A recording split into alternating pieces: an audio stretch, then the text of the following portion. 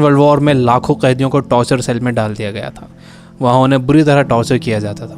उन्हें वहाँ फिजिकल और इमोशनल दोनों तरह से टॉर्चर से गुजरना पड़ता था। उन्हें अकेलेपन से भी गुजरना पड़ता था। कैदियों के सामने उनके दोस्तों की मौत हो जाया करती थी। उन्हें अपने दोस्तों और रिश्तेदारों को मरता हुआ देखना पड़ता था। ऐसे में कैदियों को ये लगने लगा था कि उनका भी मरना अब पक्का है। ये सब देखकर कैदी इमोशनली बहुत डिस्टर्ब हो जाते थे, बर्दाश्त नहीं कर पाते थे और वो सदमे से ही मर जाते थे। सेकेंड वर्ल्ड वॉर में कैदियों को रखने के लिए कई कैंप्स बनाए गए थे। उन्हीं कैंप्स में से एक कैंप में बंद थे psychologist doctor Victor Frankl. Victor उन कैंप्स में 3 साल तक रहे। उन कैंप्स में उन्होंने जो भी देखा, जो भी एक्सपीरियंस किया, जो भी टॉर्चर सहे, किसी को मालूम नहीं था कि वो इसके बारे में एक किताब लिख देंगे। उस किताब की करोड़ों कॉपीज़ बिक जाएंगी और कई भाषाओं में वो किताब ट्रांसलेट हो जाएगी। उन्होंने किताब लिखी जिसका नाम था मैन सर्च फॉर मीनिंग। अभी जो कोरोना क्राइसिस चल रही है, आप घरों में बंद हो, बोर हो रहे हो, अच्छा नहीं लग रहा है, तकलीफ़ हो रही है, तो आप अपनी इस तकलीफ़ को ज़रा इन टॉर्चर सेल्स के फ़ोटोज़ से एक बार कंपेयर ज़रूर करना। इससे मुझे पक्का यकीन है कि आपको अंदाज़ा हो जाएगा कि हमारी तकलीफ़ इन टॉर्चर सेल्स की तकलीफ़ के मुकाबले कुछ भी नहीं है।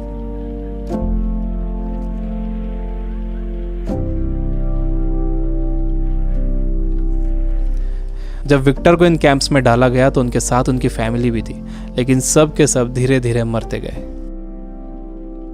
विक्टर एक इंसिडेंट बताते हैं। उनके साथ एक कैदी था। उसने फरवरी महीने के आखिर में एक सपना देखा।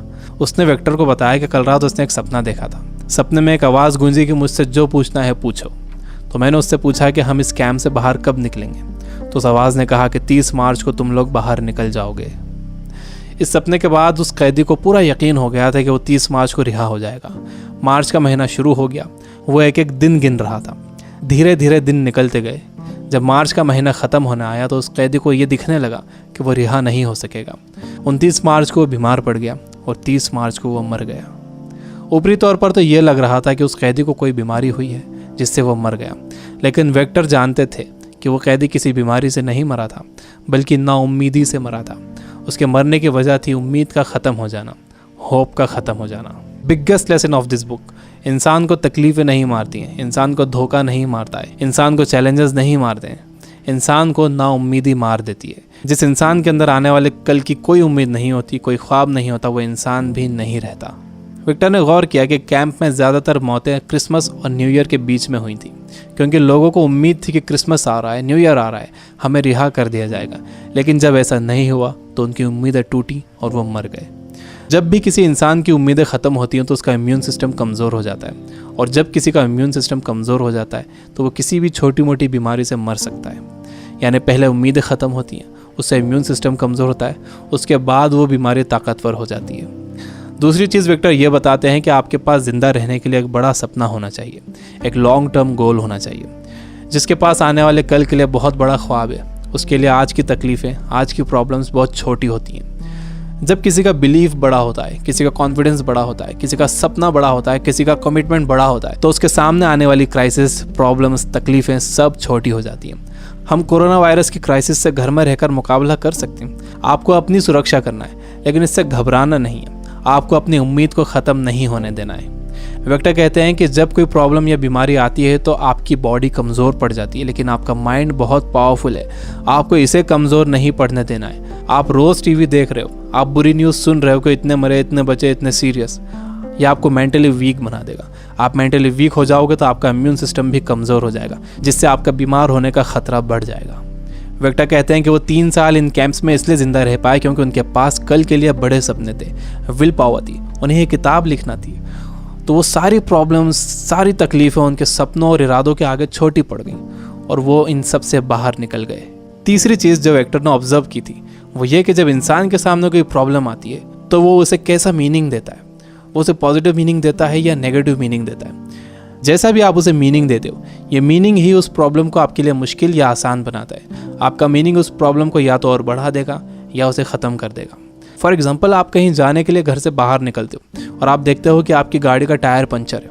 अब आपको बहुत गुस्सा आ जाता है। आपको लगता है कि क्या इसे अभी पंचर होना था, या आप ही के साथ क्यों हुआ, पूरा मूड ख़राब हो गया। आपने इसे दे दिया नेगेटिव मीनिंग। आपके पास एक और ऑप्शन था। आप सोच सकते थे कि हो सकता है कुदरत आपको वहाँ जाने से रोक रही हो सकता है कि आप किसी बड़े एक्सीडेंट से बच गए हों इसकी वजह से। अगर तेज़ स्पीड में गाड़ी का टायर पंचर हो जाता तो एक्सीडेंट हो सकता था। अच्छा हुआ कि निकलने से पहले ही आपको टायर पंचर मिला।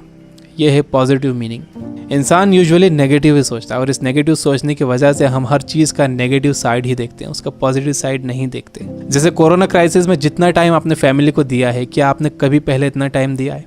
मेरे कुछ दोस्त जो किताबों से बिल्कुल दूर थे, उन्होंने बुक्स पढ़ना शुरू कर दिए। वो रीडिंग हैबिट बना रहे हैं।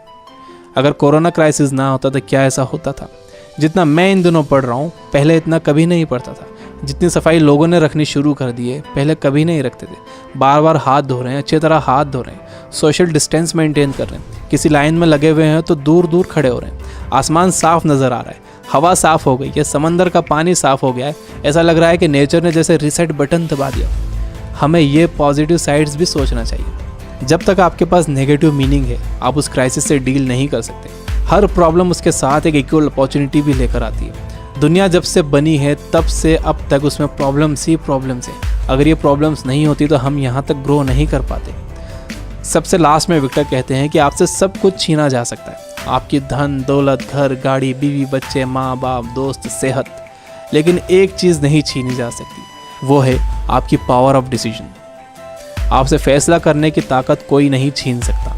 अगर आप सिचुएशन से घबरा कर फैसला करते हो तो वो सिचुएशन आप पर हावी हो जाएगी, लेकिन अगर आप सिचुएशन के हिसाब से खुद को बेहतर बनाते हो और डिसीजन खुद लेते हो तो आपकी ज़िंदगी बदल जाएगी। दुनिया में इससे पहले भी कई बीमारियां आई हैं जिससे करोड़ों लोगों की मौत हुई है। उसकी वजह ये थी कि लोग अवेयर नहीं थे, उनके पास इन्फॉर्मेशन नहीं थी, इन्फॉर्मेशन लेट पहुंचती थी, बीमारी से डील करने के साधन नहीं थे। लेकिन आज का वक्त सबसे अच्छा वक्त है। हमारे पास इन्फॉर्मेशन बहुत तेज़ी से पहुंचती है, हमारे पास साधन है। मुझे पूरा यकीन है कि आगे और भी अच्छा वक्त आने वाला है और मैं आपको उम्मीद दिलाता हूँ कि आगे सच में बहुत अच्छा वक्त आने वाला है। You guys are amazing. Keep reading, keep learning, keep growing. Thank you for watching.